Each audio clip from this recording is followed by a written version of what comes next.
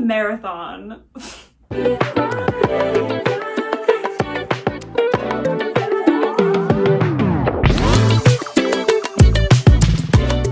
Hey everybody, welcome back to my channel, or if you're new here, welcome to my channel.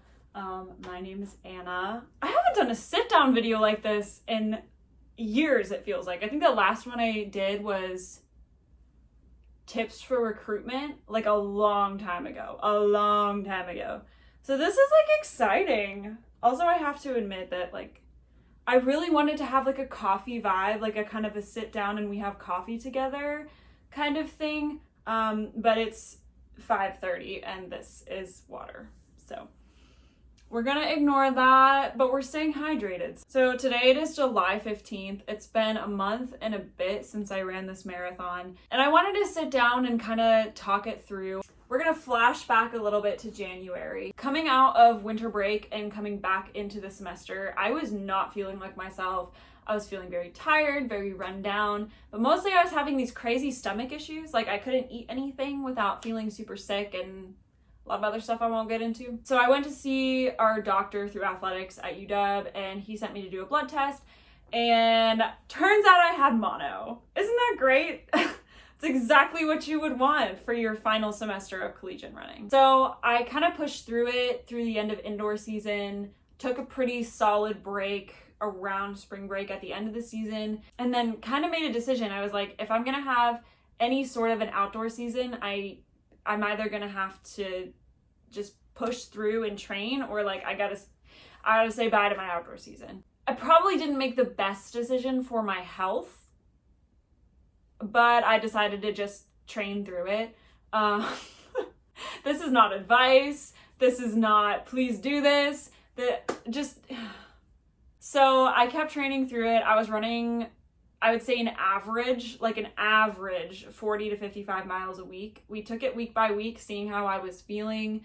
If I wasn't feeling so good, we'd go 40 to 45. If I was feeling good, we'd go 50 to 55. We really just played it by ear. And I will say that I was sleeping a lot. I was eating a lot. I was resting a ton. I was doing everything I possibly could to give myself somewhat of an outdoor season, because I was like, I've come this far. I've earned it. I want it. So I'm going to do it. So with about a month and a half left of college, I was like really looking forward to being done, just so that I could take a good solid rest. Like I knew that's what my body was gonna need. I was bracing myself for it. And then a thought came to my head, and I was like, I've always wanted to run a marathon. It's like on my bucket list, and I'm in great shape right now. And I know I wanna take a long break after I graduate. So why don't I just run a marathon right after I graduate and just get it over with? So I signed up for a marathon. Okay, complete registration. Oh boy. Paying to suffer. Oh geez, what have we done? It's not gonna be hard for you. I don't even know why you're worried about it.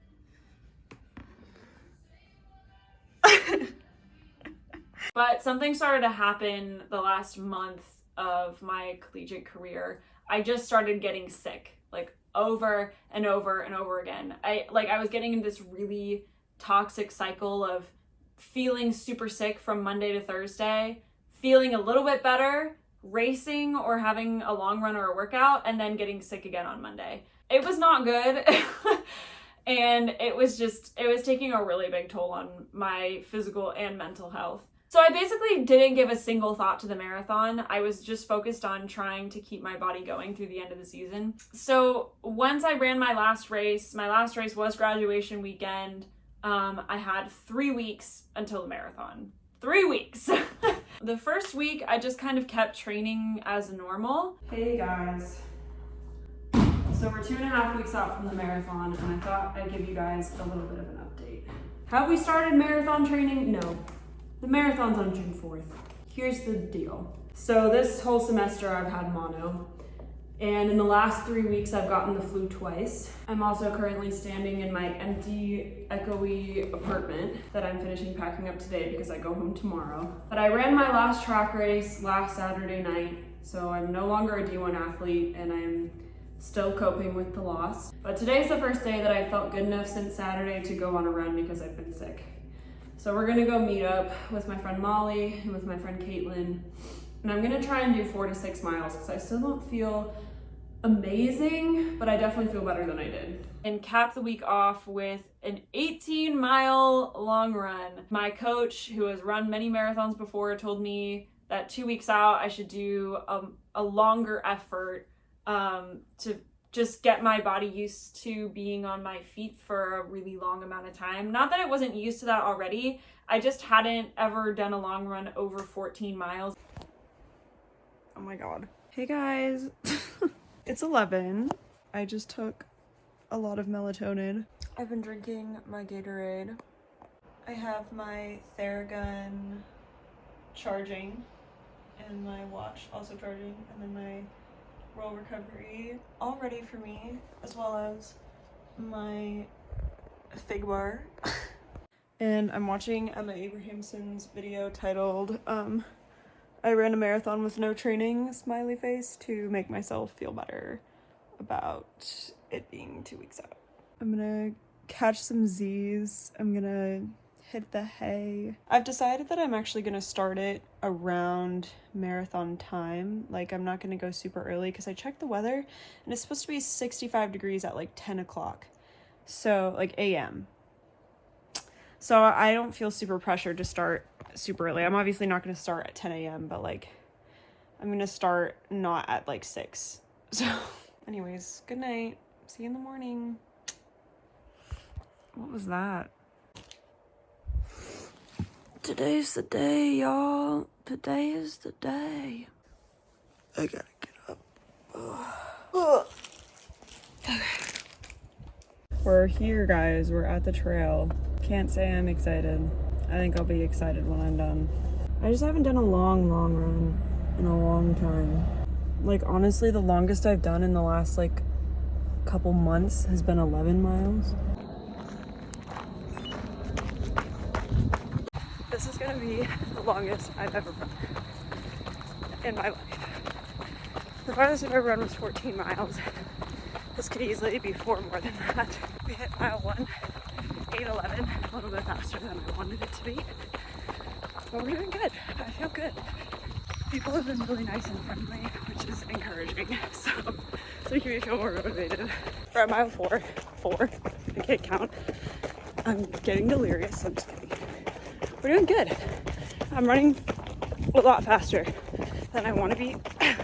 We've had a couple miles under 8, so I think I'm naturally gonna slow down as I go, but we'll see. We're getting there. We've been sipping all the water. We took a little stretch. We had a gummy. But we're doing good. So, okay, I'm taking a quick stop because we're halfway. I stretched a little bit because I'm getting tight. I feel like running with the backpack is making me keep my shoulders up, so, I don't know. We're going for the waffle. I'll take a couple bites and then we'll go again. Another 9 miles to go. All right, we're starting up again. Second half, baby. I also have like a surprisingly good playlist on. I just picked a random one when I started because I have not made my marathon playlist yet. It's on my to-do list, but this one's actually pretty good, so I'll link it somewhere. But it's got a good mix of different genres, so it's like keeping me on my toes. We're over a half marathon. Coming up on mile 14. We gotta go. We're doing good. Honestly, the only thing that's hurting right now is my feet. Everything else is being okay. My feet are definitely taking the brunt of it. We just hit 14. That is officially the farthest I've ever run. Okay, mile 18. We did it. Oh my god, we did it. I'm gonna go drink a beer or something. The run actually went really well. Like, it was a lot of fun. I really enjoyed myself. But after the run, I bet you can't guess what happened. I got sick. I felt horrible. I was at the beach with my friend for a week and I was sick the entire time. It was horrible. And I was like, what am I gonna do? And it kind of got to this point where I was like, maybe I just shouldn't run the marathon.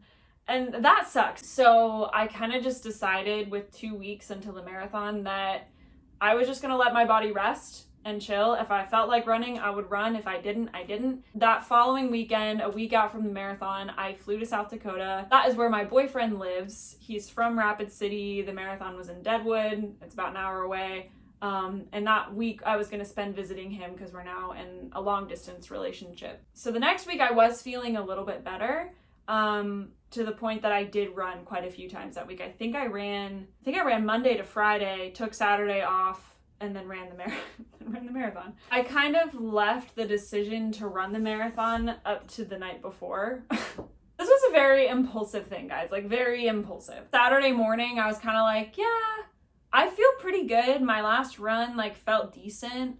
I think if I fuel myself well and hydrate really well today that I can do it.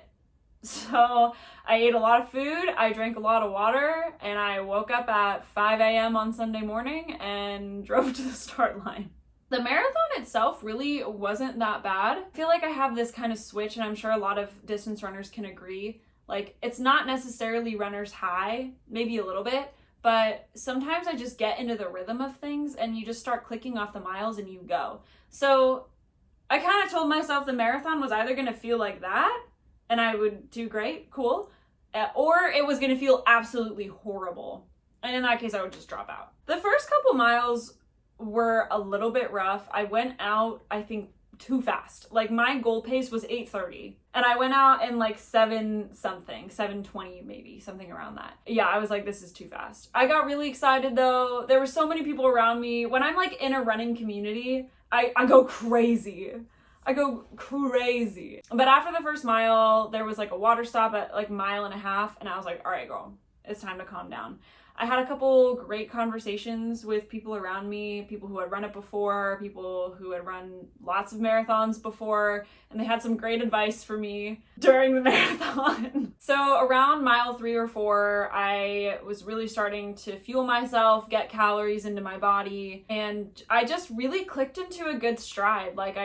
The first half of the marathon was uphill and the second half was downhill, but it wasn't as bad as I had anticipated it being. I think like once my legs just came to the conclusion that I was running uphill and it was going to be a long time that I was running uphill, they were like, I guess that's what we're doing. I just kind of zoned out. I got into like a really good flow through the water stations. I stopped at every single water station, I will say. If I did anything right during this marathon, it was that I fueled and hydrated well. But I got into this flow where I would like run up to the water station, I would grab water in my left hand and Powerade on my right hand, and I would walk, I would chug the Powerade, I would throw a little water on myself, and I would take the rest of the water like a shot, and I threw them in the trash, and then I carried on my merry little way. And I did that at every single water station. After the first one was really embarrassing. I was talking to someone. I tried to run through it. I threw back the water and I went everywhere. I would say the first time I hit some sort of a wall was mile 10. There was just an uphill that the uphill got more uphill and I was like, man, this is a little bit rough. Miles 10 to 13 just kind of felt like that, where I was like, ugh, like I'm just waiting for this to turn into a downhill. Like this kind of sucks a little bit. Like it doesn't suck too bad, but it does suck. But my boyfriend was gonna meet me at halfway and I was like, okay, we're good. Like as long as I can see Mr. Trevor and he's got my snacks for me, I'm good. Like I'm cruising. So I pull up to halfway and guess who's not there? Mr. Trevor. Didn't see him anywhere. And I was like, there's no way I ran past him, because people, like, I don't know, people were cheering. There was no way that I ran straight past him. And I had my phone in a little fanny pack and my, like, I was wearing, like, my headphones. So I sent him a text on Siri. No idea if it was going to go through, because I was like, there's just no service out here. But I sent him a little text and I was like, hey, babes, I'm past 13, so if that's where you're headed, I will not be there. But he had just gotten horrifically lost. He actually went to the starting line instead of the halfway point, and he got there and there was no one there, and he was like, shit, I'm in the wrong place. He turned around, figured out where he was supposed to go, and then came to the conclusion that there was no way I was still gonna be there because he was like, given the time and her goal pace, like by the time I get there, she's gonna be well past it. So he was like, I'm gonna go straight to the next check-in point, which was mile 18. Thankfully, I got to mile 18 and there he was. And she's gone off. She's actually here really quickly. Yeah, very fast. Very fast. Very fast. Cruising. Kind of impressed. Coming up to mile 18 though, I had no idea where I was place-wise. I could see a couple other women around me, but I really had no idea. I did not know where I was. It was probably mile 17 and a half, and there was this old dude on a bike, and he was like, he said something to me, but I couldn't hear because I had my headphones in. I was blasting the music, blasting the One Direction, the Lady Gaga, the Taylor Swift, like it was going. So I took out my headphone and I was like, what? He was like, you're in first. And I was like, really? And he was like, yeah, you're doing great. And I was like, oh my God, you shouldn't have told me that because now I'm nervous. Flash forward to mile 19. I had read online that there was supposed to be this horrific downhill. And you knew it was bad because on the website they were like, when you get to mile 19, please slow down. Do not try to run the downhill too fast. And I was like, oh, okay. I know if they're saying it online that it has to be bad. It was worse than I expected.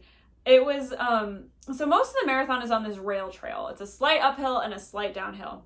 This diverged, I think, off of the rail trail, and it was like a one-track, super technical, straight downhill. And when I tell you my toes were in pain, they were in pain. I can't even describe to you how bad it hurt. Like the exertion wasn't hard. It just, my joints hurt so bad. My hips just felt so out of line. My knees, it just hurt. And then coming out of this downhill, you go straight into an uphill. And I was like, man, all right. If I'm hitting a wall, this is it. This is the wall. But then the Fame by Lady Gaga came on and I was like, oh, we're good. So I just really tried to zone out with the music. I was like, don't think about how bad your hips hurt, your knees, your toes, just go for it. So I had a really jamming time listening to my music, running down the hills. By this point, there were a lot of spectators. Like, I wouldn't say a lot because it's not a huge marathon, but there were more spectators because the half marathon started at the halfway point for the marathon. There were marathon and half marathon cheerers around. So there were just more people on the second half of the course once you came out of the woods. I remember having 2 miles to go and I was like, this feels like the longest 2 miles of my entire life. I'm not, like, I did not let myself have that thought. I was like, I'm not going to think that because that is just very negative thinking and we are only going to be positive here because otherwise I'm not going to finish this. Then I finished the marathon.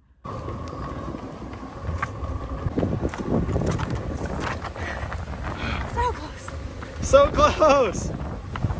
The point 2.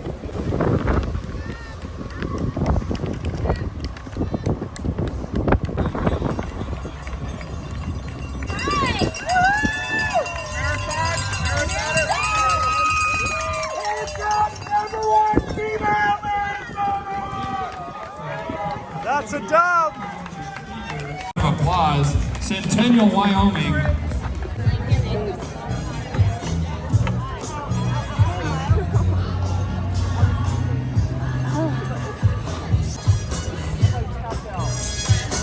Good work, dude.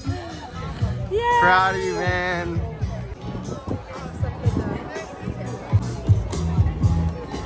How do you feel? Honestly, not as bad as I thought I was going to.